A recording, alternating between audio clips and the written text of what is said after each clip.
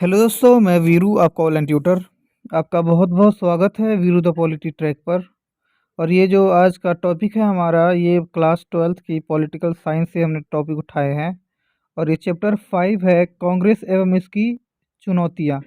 इसकी पुनर्स्थापना किस प्रकार से हुआ, ये सारे चीज़ें इसमें हम कवर करने वाले हैं। तो चलिए हम टॉपिक और इस चैप्टर का पहला ही पार्ट है ये। तो बिना देरी किए कवर करते हैं। अगर वीडियो अच्छा लगेगा तो प्लीज़ आगे जाके आप सब्सक्राइब कर सकते हैं, लाइक भी कर सकते हैं। चलिए सबसे पहले हम पढ़ लेते हैं इसमें प्रीवी पर्स क्या है। और 1970 के दशक में इंदिरा गांधी इसे समाप्त क्यों कर देना चाहती थी। ठीक है, ये बहुत ही जेन्युइन क्वेश्चन है और अक्सर एग्जामों में पूछा जाता है। तो चलिए सबसे पहले हम इसी को फोकस सही तरीके से करते हैं। तो सबसे पहले प्रीवी पर्स की अगर डेफिनेशन की अगर बात करें तो आपको याद होगा आज़ादी की टाइम में हमारे देश में 565 रजवाड़े थे। ठीक है, और इन सब 565 रजवाड़ों को भारत में मिलाना एक बहुत बड़ा चुनौती था। ठीक है, तो देश के रजवाड़े थे, उनको भारतीय संघ में मिलाने के लिए एक व्यवस्था शुरू किया गया था जिसे कहा गया था प्रीवी पर्स व्यवस्था। ठीक है, और इसी प्रीवी पर्स व्यवस्था के द्वारा देश के जो रजवाड़े हैं, ठीक है, देश के जो रजवाड़े हैं, इनको लालच दिया गया था कि अगर भारत में अगर आप शामिल होते हो तो प्रीवी पर्स व्यवस्था के द्वारा आपको कुछ संपत्ति रखने का अधिकार, और इसके अलावा आपके पास मतलब मासिक भत्ते दिया जाएगा। ठीक है, मतलब महीने महीने भत्ते। तो इसे ही प्रीवी पर्स व्यवस्था कहा गया था। अब सही से हम थोड़ा सा इसी को समझ लेते हैं तो प्रीवी पर्स व्यवस्था क्या होता है। तो भारत सरकार ने देसी रजवाड़ों को भारतीय संघ में मिलाने के लिए प्री पर्स व्यवस्था शुरू किया था। ठीक है, और इस व्यवस्था का लालच देश के सभी रजवाड़ों को दिया था। ठीक है, जिससे देश का अधिकांश रजवाड़ा भारत में मिल गया, भारतीय संघ में मिल गया। ठीक है, और आज इसी वजह से इतनी बड़ी भारत का भूभाग हम देख पा रहे हैं। यह व्यवस्था यह व्यवस्था है कि जिसके अंतर्गत देश के रजवाड़ों को मासिक भत्ते, ठीक है, मासिक भत्ते और कुछ संपत्ति रखने का अधिकार दिया गया था। ठीक है आई होप आपको समझ में आ रहा होगा सारी चीज़ें। एक बार मैं कलर चेंज कर लेता हूँ इसका। ठीक है।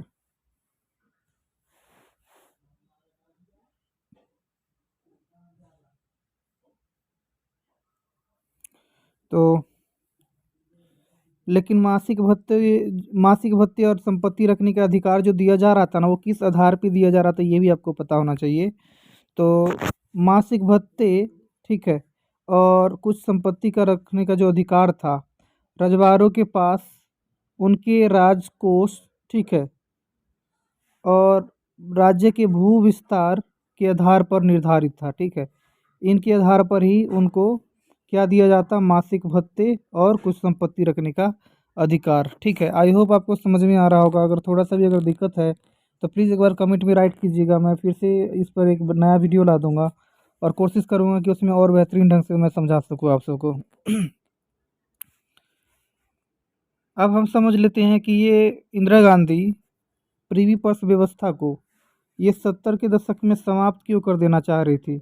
तो 70 के दशक में इंदिरा गांधी इसे समाप्त कर देना चाह रही थी, इसके निम्नलिखित कारण थे। ठीक है, और वो कारण क्या था वही अब हम समझते हैं सबसे पहला जो कारण था, आप देख ही रहे हैं, लोक कल्याणकारी कार्य में बाधा था ये प्रीवी पर्स व्यवस्था। ठीक है, क्यों? तो इंदिरा गांधी विभिन्न प्रकार की लोक कल्याणकारी योजनाएं लागू करना चाह रही थी, लेकिन योजनाओं को लागू करने के लिए पैसे चाहिए था, धन चाहिए था। ठीक है, जिसमें प्रीवी पर्स व्यवस्था बाधा बन रही थी, क्योंकि प्रीवी पर्स व्यवस्था की अगर बात करें तो प्रीवी पर्स व्यवस्था के द्वारा राष्ट्रीय आय से, ठीक है, राष्ट्रीय आय से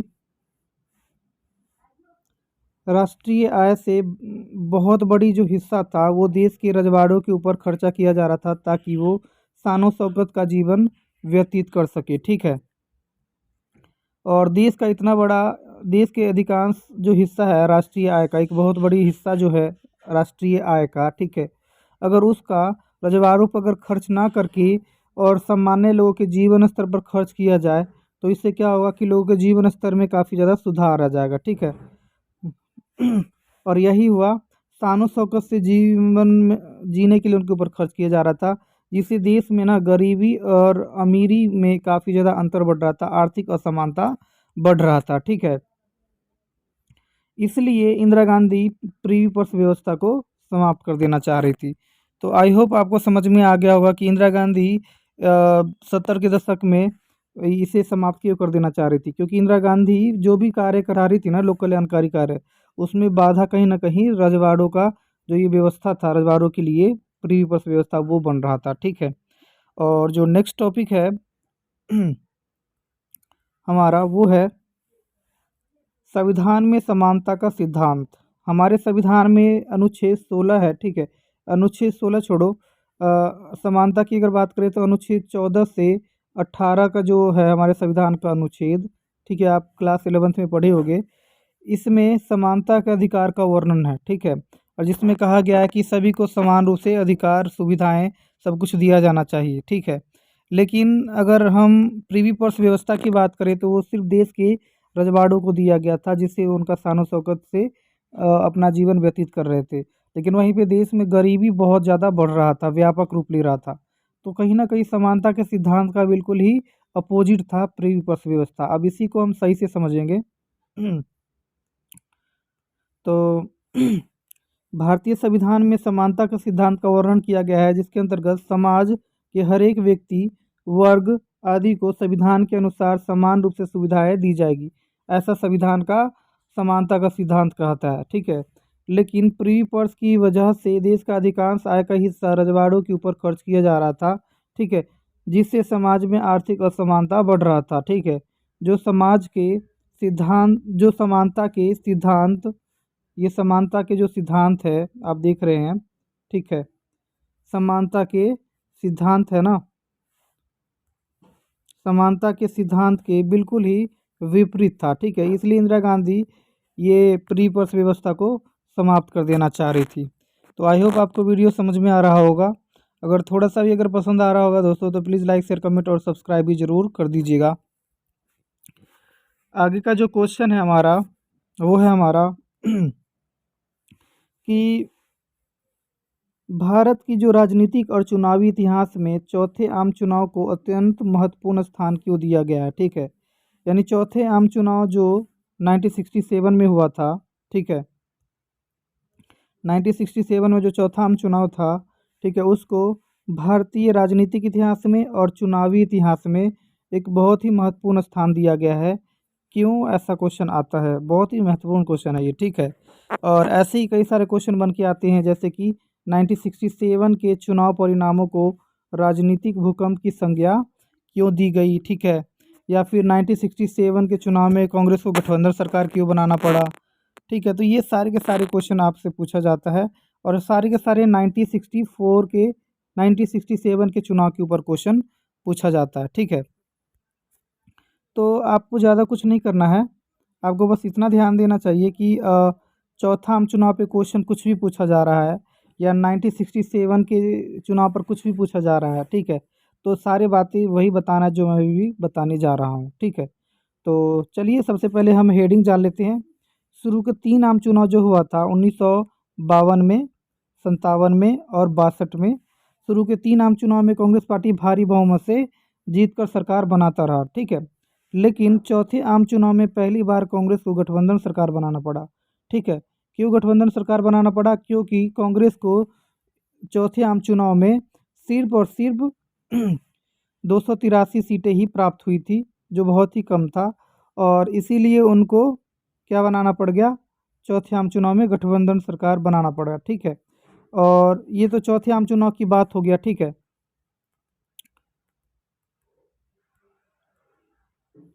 यहाँ तक की अगर बात करें हम, तो ये सारे के सारे चौथे आम चुनाव की कहानी है, जो लोकसभा के चुनाव था।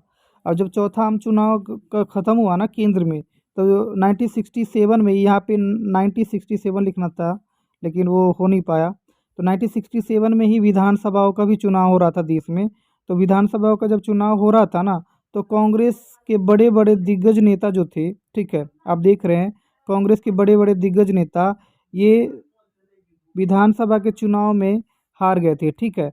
और कांग्रेस का 9 राज्यों में, ठीक है, क्योंकि विधानसभा का राज्य लेवल का सरकार होता है, तो कांग्रेस का 9 राज्यों में सरकारें नहीं बनी। तो आप देख रहे होंगे कि चौथा आम चुनाव एक केंद्र में हुआ था और फिर उसके बाद चौथा आम चुनाव के टाइम में विधानसभा का भी चुनाव हो रहा था चौथी बार, ठीक है। तो केंद्र में तो कांग्रेस को गठबंधन सरकार बनाना पड़ा और विधानसभा का जब चुनाव हुआ 1967 में ही, ठीक है, तो इसमें कांग्रेस के बड़े-बड़े दिग्गज हार गए थे और 9 राज्यों में कांग्रेस की सरकार ही नहीं बना था। तो टोटल मिला के ये चौथा आम चुनाव का जो टाइम था ना और उसका जो रिजल्ट था राज ठीक है, वो राजनीतिक भूकंप की संज्ञा इसी की वजह से कहा जाता है, ठीक है ना? आप देख रहे हैं कि चौथे आम चुनाव के परिणामों को राजनीतिक भूकंप की संज्ञा क्यों दी गई? क्योंकि चौथे आम चुनाव में केंद्र में कांग्रेस को इतना कम सीटें मिली 283 सीटें जिसे गठबंधन में पड़ा, ठीक है। और 1967 यहाँ पे मैं 1967 नहीं लिख पाया हूँ, ठीक है, ये मिस प्रिंट हो गया यहाँ पे। चौथे आम चुनाव की जो विधानसभा थी, ठीक है, विधानसभा के चुनाव में कांग्रेस 9 राज्यों में हार गया था, उनका सरकार ही नहीं बना था। तो इन सब वजहों से चौथे आम चुनाव को राजनीतिक भूकंप की संज्ञा दी गई थी, ठीक है। और कोई भी क्वेश्चन को सीधा कर लेना होता है हमें, ठीक है। आंसर सॉल्व करने से पहले तो आप बताइएगा कि चौथे आम चुनाव में कांग्रेस चौथे आम चुनाव में गठबंधन निम्नलिखित पर कारणों की वजह से कांग्रेस को बनाना पड़ा था, ठीक है। और पहला जो कारण था वो था जल्द जल्द 2 पीएमओ की मृत्यु, यानी 2 प्रधानमंत्रियों की जल्दी जल्दी में मृत्यु हो गया था 1967 के चुनाव से पहले, ठीक है। और 1967 के चुनाव से पहले इन दोनों प्रधानमंत्रियों की मृत्यु हुआ, कैसे हुआ वो सारा हम जानते हैं। तो सबसे पहले एक चीज़ मैं बता देता हूँ, 1964 में, ठीक है, 1964 में पंडित नेहरू जी का मृत्यु हुआ और 2 साल बाद लाल बहादुर शास्त्री जी का भी मृत्यु हो गया। जल्द जल्द इन दोनों प्रधानमंत्रियों का जब मृत्यु हुआ, ठीक है, तो इससे क्या हुआ कि देश की अर्थव्यवस्था पर बुरा प्रभाव पड़ा, ठीक है। देश की अर्थव्यवस्था पे क्या प्रभाव पड़ा? बुरा प्रभाव पड़ा और देश की राजनीतिक में अस्थिरता आई, ठीक है। और इन दोनों प्रधानमंत्रियों के बाद देश का तीसरा प्रधानमंत्री जो बने, वो बने थे इंदिरा गांधी, ठीक है।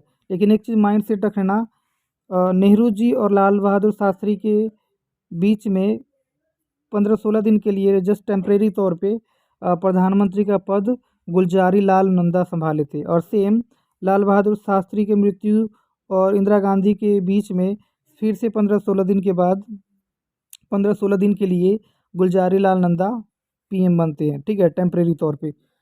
लेकिन वो टेम्परेरी थे, ठीक है। चलिए आगे बढ़ते हैं। इंदिरा गांधी की अगर बात करें, ठीक है, सर, हाँ, इंदिरा गांधी की अगर बात करें तो इंदिरा गांधी जब शास्त्री जी के बाद पद संभालते हैं पीएम पद का, तो सिर्फ 1 साल के लिए संभालते हैं, 66 से 67 के लिए, ठीक है। और 67 में जब चुनाव होता है ना, तो 67 के चुनाव में क्या हुआ कि इंदिरा गांधी है, उनको राजनीति में अनुभवहीन माना जाता है इंदिरा गांधी को, और इसीलिए कहीं ना कहीं चौथे आम चुनाव में, ठीक है, कांग्रेस को जितना वोटें मिलना चाहिए था उतना नहीं मिल पाता, क्योंकि वोटें बहुत कम मिल पाती है क्योंकि कांग्रेस में जो इंदिरा गांधी पीएम फेस के रूप में लड़ रही थी वो ज़्यादा लोकप्रिय नहीं थी उस टाइम, ठीक है। तो इसीलिए कांग्रेस को बहुत कम सीटें मिली और 283 सीटें ही मिल पाया, और कहीं ना कहीं ये इंदिरा गांधी का लोकप्रियता ही ऐसा रीजन बनाया उनको, ठीक है। चलिए हम नेक्स्ट पॉइंट समझते हैं कि और क्या स्थिति था चौथे आम चुनाव के समय में। तो चौथे आम चुनाव से पहले की अगर बात करें तो देश के जो कृषि की स्थिति जो था वो खराब था, ठीक है। देश की कृषि स्थिति खराब क्यों था ये भी जानना ज़रूरी है। तो चौथे आम चुनाव के समय में देश का अधिकांश किसान बारिश पर निर्भर था। हालांकि आज भी, अभी आपको मैं बता दूं, 2022 चल रहा है, अब 23 आने वाला है, ठीक है, कुछ दिनों में। और आज के टाइम में भी भारत का अधिकांश जो किसान है आज भी बारिश पर ही निर्भर है, क्योंकि आज़ादी के 75-77 साल हो गए हैं, इसके बाद भी देश के सारे नदियों को नहरों के द्वारा एक दूसरे से नहीं जोड़ा गया है, और इसी वजह से आज भी किसान पानी का सिंचाई के लिए पानी की कमी महसूस करते हैं और बारिश पर निर्भर रहना पड़ रहा है, ठीक है। तो आज के अगर किसान भारी संख्या में अगर बारिश पर निर्भर है, तो सोचो 1967 में कितना ज़्यादा निर्भर रहे होंगे बारिश के ऊपर किसान। ठीक है, तो उसी के बारे में थोड़ा सा हम फिर से एक बार बात कर लेते हैं। चौथे आम चुनाव के समय में देश का अधिकांश किसान बारिश पर निर्भर थे, क्योंकि सिंचाई के साधन मौजूद नहीं था। ठीक है, सिंचाई के साधन मौजूद नहीं होने का मतलब है कि भारत के विभिन्न क्षेत्रों में नदी तालाब तो है नहीं। ठीक है, और जहाँ पे वहाँ पे तो कर पा रहे हैं, लेकिन जहाँ पे नहीं है वहाँ के किसान पूरी तरह से बारिश पर ही निर्भर होते थे। ठीक है, इसलिए किसान इसलिए किसान ज़्यादातर बारिश पर ही निर्भर रहने पे मजबूर थे। ठीक है, और निर्भर थे। लेकिन मानसून चौथे आम चुनाव के समय में असफल हो गया। ठीक है, मतलब मानसून जो हर साल आता है, मतलब बारिश का जो बादल आता है, बारिश आता है हर साल टाइम पर बारिश नहीं आया, और जितना आना था उतना भी नहीं आया। तो बारिश अच्छे न होने की वजह से, मानसून असफल हो जाने की वजह से, या आप कह लो मानसून न आने से, ठीक है, देश में बारिश अच्छा नहीं हुआ। और बारिश अच्छा नहीं हुआ तो इससे कृषि उत्पाद में कमी आई। और कृषि उत्पाद में जब कमी आई तो इससे क्या हुआ कि कृषि उत्पाद में कमी आने की वजह से देश में भुखमरी की समस्या काफ़ी ज़्यादा बढ़ गया। इससे देश में खाने पीने की जो सामान थी वो काफ़ी ज़्यादा महंगी हो गई। तो आई होप आपको समझ में आ गया होगा, जब कृषि अच्छी नहीं होती है तो खाने पीने की चीज़ें अपने आप ही महंगी हो जाती है। आपको इतना पता ही होगा कि जब सीज़न होता है टमाटर का, आलू का, गोभी का, तो 10 रुपये भी नहीं कोई पूछते हैं, लेकिन जब वही सीज़न नहीं रहता है तो वही 40 रुपये मिलता है। ठीक है, 40 रुपये 50 रुपये मिलता है। और जब सोचो कि इसे जब खेती ही अच्छा ना हुआ हो तो फिर सोच सकते हो कि इसकी कीमत कितना ज़्यादा